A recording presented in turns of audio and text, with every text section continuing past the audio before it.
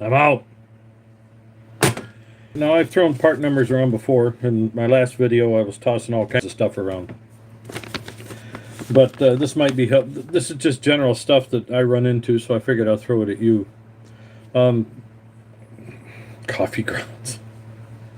Yeah, we still perk coffee on the stove. All right, now, if you're doing a 12-volt conversion, a lot of people use the old 10SI, 12SI Delcos, right? And they require 3 wires, most of them, not all of them. So the third wire plug has many numbers to it, okay? Let's see, Eklund VRC 148. Now that's for the 2-wire in the side plugging, the flat 2-wire. Okay. VRC, as in voltage regulator connector, 148. JEG's number 30706. There's actually a Delco part number here. PT is in Paul Tom 2288. Grote, as in from Napa, like Eklund. Grote has one. Number 841034. Grote's that expensive lighting company that isn't quite so expensive anymore. Everybody caught up with them. Now, for 12-volt conversions on the 3-wire Delco, I use the Briggs & Stratton alternator diode for unregulated alternators. Oh, let's see. My bride sent me a message. Send her one back. When you're happier with your bride 23 years later than you were when you married her. Okay, now I didn't find this under Sten's number. They only sell you the diode. Now the diode is coming off the engine out too, because the regulator is a little half moon thing most of the time, or half an actual circle. And it's 3, 5, and 10 amp, I think. But it might actually be, I think one of them's a 15 unregulated, but it's regulated by RPM. They change the number of windings and such. So the volts and amps are unregulated. The amps are regulated by the battery condition. If your battery is low, your voltage is going to be winding right up there, and the voltage will be low because the alternator puts out watts. They design it for a certain maximum at 3600 plus RPM. Why do I say plus? Because 3600 RPM is an average rating for small engines. So you have to go above that to catch the governor droop. And an engine rating on a gas engine is when the throttle opens full and touches the pin in that general area, wide open throttle, okay? And lug it down to a particular RPM. So if they wind that engine up to 3800 RPM and they start lugging it down to 3600 RPM and it hits the throttle pin, that's their droop, so to speak.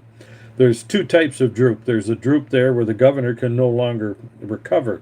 There's also the droop where you're at full throttle, 3800 RPM, winding away, or 3600, whatever you're setting, and you start putting a load on and the governor doesn't react just because it's mechanical stuff. Hey guys. So in this case, you're at 3800 RPM. That's what's controlling your maximum voltage. They're unregulated otherwise. The only thing they have is a diode to control AC to DC power. That diode is a Briggs & Stratton number, 393814. The Sten's number for the same thing is 435115. Now that's a little diode in the wire with a connector on the end, a round connector with a round connector inside and a round outside. I guess you could say a round metal contact and a plastic round connector with 2 little locking fingers. The wire that connects to that is under the Briggs & Stratton number, which would be the wiring harness end of the OEM equipment, 692306. Now, why am I saying that? I'm saying that because you can put this diode in the number 1 lead from your key switch to the number 1 terminal on the top of your 10SI, 12SI internally regulated Delco 3-wire alternator. There. Get all that out. Why? Number 2 wire goes direct to the hot lead, or some form of a hot lead. knowing that it discharged the battery. If you go way back, OEM manufacturers with this alternator, number 2 lead would go up to the key switch all the way and go on an accessory, so that when you turned it on, power would go there, just as if number 1. But the difference was it couldn't. That one doesn't backfeed. That takes power totally in. Number 1 is the trigger. You turn your key on, power goes there, tells the alternator it's time to fire up and do something. Number 2 is the power that it's going to use to do something. Okay? Energize the rotor. So if you don't have a diode, because number 1 also backfeeds, if you have an idiot light, you turn the key on, turns the idiot light on because it grounds in the regulator through number 1. If you have an idiot light with enough resistance, that'll take care of the whole thing. Turn the key on, the idiot light glows dim, and then you fire the thing up. It starts with backfeed power, and you have energy on both sides. There's no current flow, the light goes out. That's the design of it. But for most of us, you're running an ammeter on old antique stuff, or your lawn and garden, or whatever you happen to have this stuff on, your antique tractors, then you don't have an idiot light, you have an ammeter or a voltmeter. Hopefully you've changed it to a voltmeter, because ammeters are pretty much irrelevant anymore. I'll describe that in a minute. So what the diode does is stop a backfeed. You turn the key off, the alternator can still backfeed number 1 and run your ignition system, and I have seen it. So this diode stops it completely. You're talking Stens 435115. That's a Stens diode. The Briggs & Stratton number is 393814. And the attaching plug I've only found under Briggs & Stratton 692306. So those ought to be some of the numbers that can help you. Now, oil filter wise, I've gone round and round and round and round on this on small engine. I'm going to give you the 5 basic oil filters I use on this old stuff. And I found Kubota uses the Briggs & Stratton filter on a lot of their tractors, B series. It's a Napa number 7035. That translates into a better filter, a Stens filter, 120485. Now there's several Kohler and Kawasaki filters here. They all kind of intermix, so you need to look it up and compare it.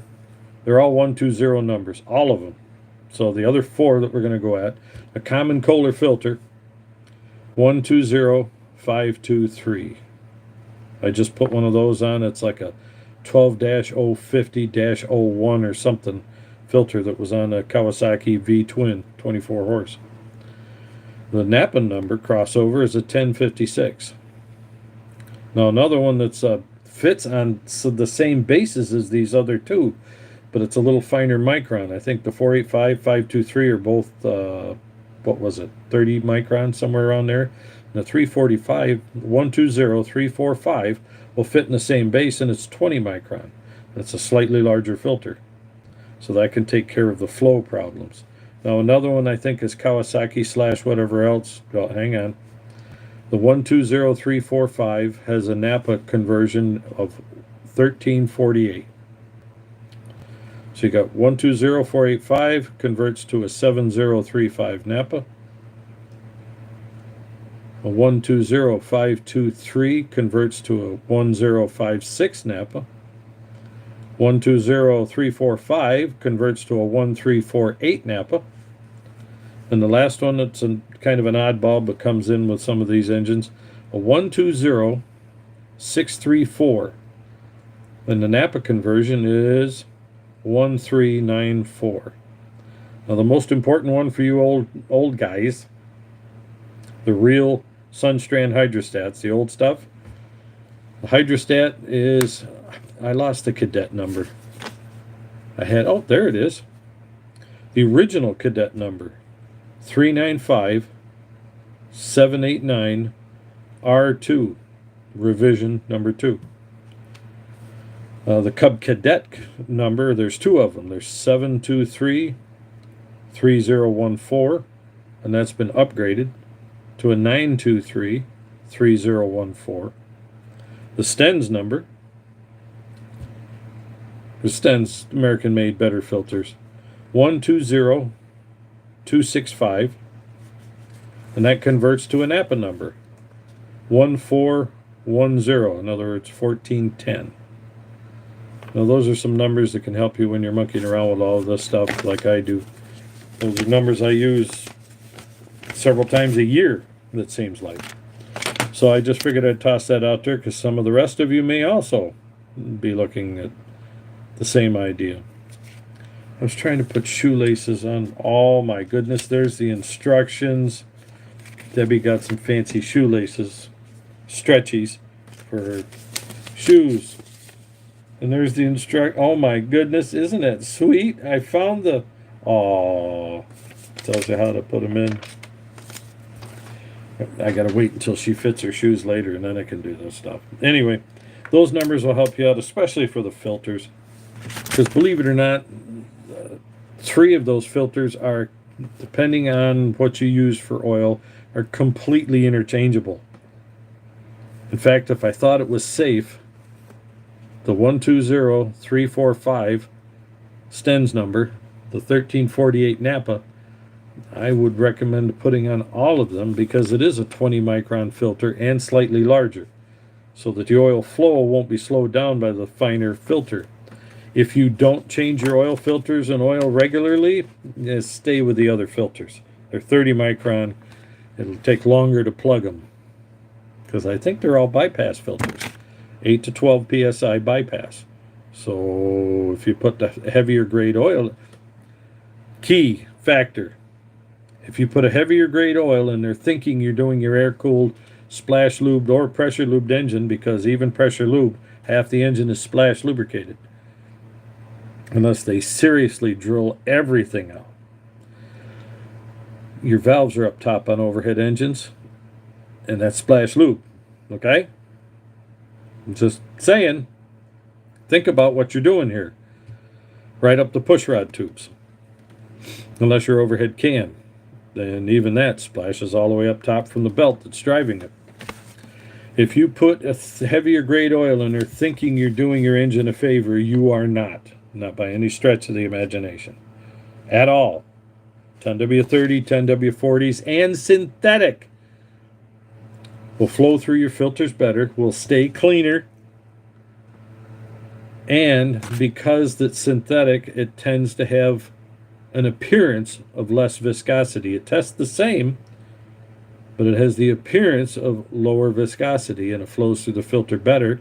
And the other key is, since it flows through the filter better, it doesn't, in cold weather, or just even moderate weather, doesn't pop that little bypass valve. Because that bypass valve pops, you have naked oil flowing through your engine. Now, you naysayers are going to say, well, it got filtered before you shut it off, so what's the difference? Well, the difference is you just fired up a cold engine, and anything that's still suspended in your oil goes through nakedly. And as your filter plugs up slowly, catches oil and contaminants in there, it actually gets a finer filter, okay? Goes through fewer holes, and the holes are smaller, so it captures more. The thing is, you shut it off, there's a possibility that stuff can slough down, roll back into the engine, break up into pieces and go through, but it doesn't matter. You have naked raw oil flying through the engine unfiltered. And there's always, sediment in the bottom of your pan and such that can be picked up. Is it going to be a serious problem? No, or they wouldn't put the bypass in there like they do. But it can be a problem. It's just something to think about. Your oil viscosity is critical for 2 things. A, filtering, getting through the filtering, and B, keep that bypass valve shut. And I have seen it more and more and more and more. And I mean, I'm going back decades now. Even a 30-year-old Coleman generator with 11 horse flathead Briggs and Stratton on there, 10W30s and 10W40s, synthetics still recommended. Or approved, I should say, in the chart. How did that one idiot Ron Era say years ago? He says, it's an acceptable substitute. It's not what they want. I looked at him funny.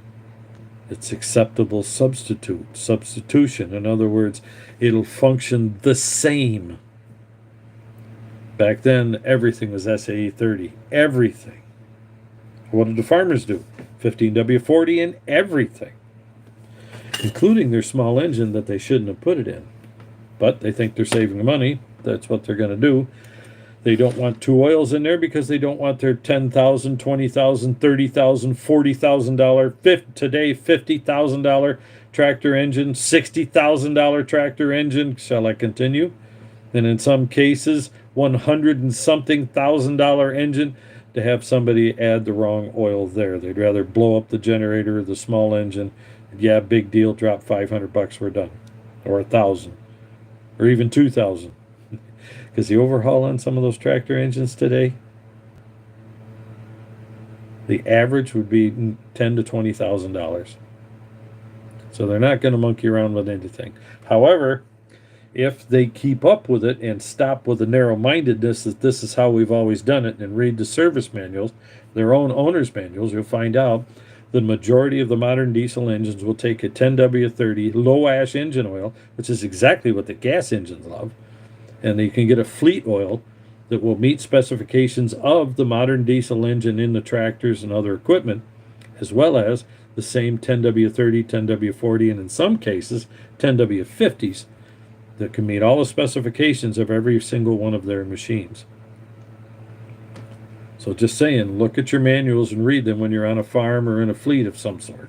That can be critical to how much money you can save. If you got a fleet, you're going through thousands of gallons of oil a year, take a careful look.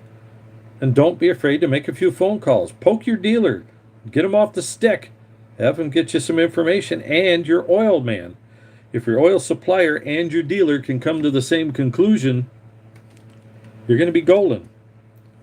And that'll help you under warranty. Or in other situations where maybe you have to call the dealer in to do a repair and it's something to do, or even a service, and that you're putting in your oil and filters, which occasionally happens, not very often, but occasional. Or you know what oil and filter they're going to recommend to put in there and bring it, but you can tell them, look, we're out of time. I want you to do a service for me. This is the type of oil I want in there.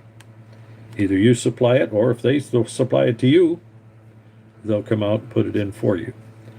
That way you can add. Now, people, you say 10W30s, 10W30, 10W, well, no, it's not. Here's the difference. Each company has its own oil package. And the difference is you're putting in an oil, 10W30 from this guy and 10W30 from guy number 20. And over here is dude number B, letter B. You mix your oils. The oil itself is fine. What have you done? If they're differing oil packages, you've diluted both of them. So if this one has a particular detergent, this one has a different detergent, they're not the same, and you didn't add the same detergent. You just diluted them. That's the main thing. It's not anything that's going to actually destroy your engine or all of that. You're out in the field, let me tell you. You're out in the field and you got your diesel quarts low, and there's a mini mart nearby. You know what? You're going to put something in there to keep that engine lubed, and then don't use it under full load. Get it to where you can make a full oil and filter change and put all one oil in there.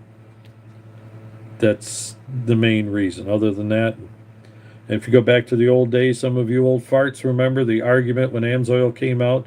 You can't mix anything with our oil, conventional oil, you destroy your engine and all that crap. Well, they lied through their teeth on one hand, but they didn't lie on the other. You've got to the instant you add even 1 quart to 20 quarts in your engine, you have diluted the purpose of the synthetic oil. Essentially, you contaminated it. However, you've contaminated it with a compatible oil. So you got a 5-quart engine, a 10-quart engine even, and it's down a quart or two, and you fill it back up to the full mark with conventional oil. You're immediately on a conventional oil change cycle because it's going to break down faster. The rest of it is synthetic oil. You've done 2 things, diluted it and put in an oil. It's not going to last as long or as well as a synthetic. Has it done any engine damage? No. And it never would have in the past. But they sure did play fear-mongering, didn't they? What AMSOIL forgot and didn't think about was, while you're trying to force everybody to buy AMSOIL top to bottom, they forgot one major thing. To tell the farmers, sure, you can mix it, but you've lost almost all of the capabilities and the oil properties that you just bought. They're gone. However, your machine's fine. Just remember, your oil change has been dropped back to conventional oil change levels. Just something to remember. And your oil protection is back to conventional levels. You no longer have a full synthetic oil. What do we have today, though? Exactly. Synthetic blends for the last, what, almost 30 years, dating back to when I was in the late 90s in Cummins, Northeast. Cummins had synthetic blends from Valvoline. That's what was recommended.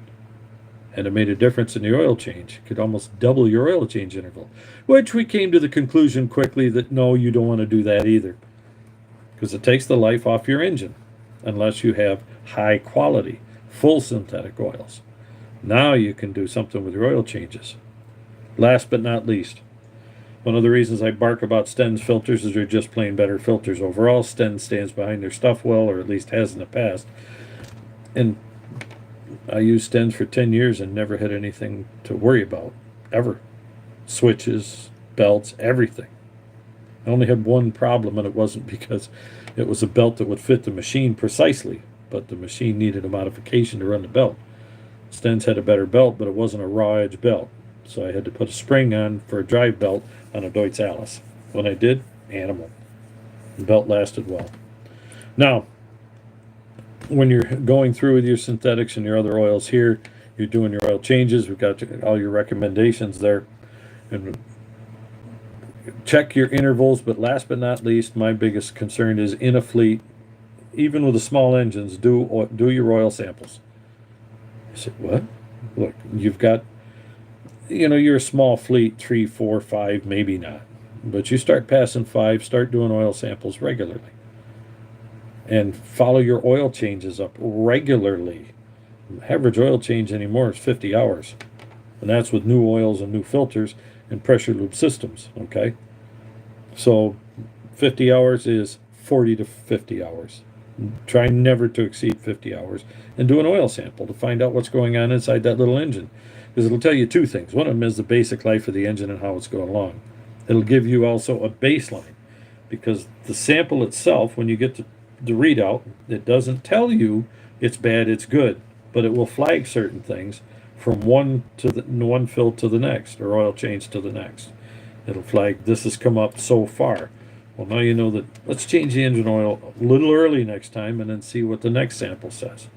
And if it continuously is a red flag, you've got something coming apart. Or you also know that maybe you got a bad batch of oil. Change your type of oil. If you've gone through 2 changes, come to the same metal, go to a different brand and maybe even a different filter and see what happens. Same thing happens again. Go back to your original. You know something's coming.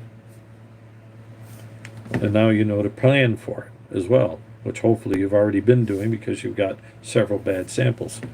But it might be just red flag samples. Certain engines actually do put out a certain amount of metal that's a little more than others. So, but your main few are chromium and aluminum.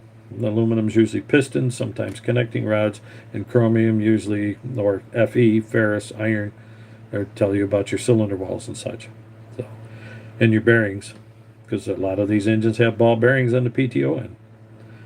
So hopefully that'll help some of you out to keep an idea. Oh, what was the other one? Particulates, because quite often you'll have carbon particulates in there, and silicon. It tells you how much dirt's getting in there. So those are stuff to watch. And in the fleets, they can save your bacon. And it'll tell you whether your oil's servicing you well enough or not, or your filter. Catch you later. Gotta run.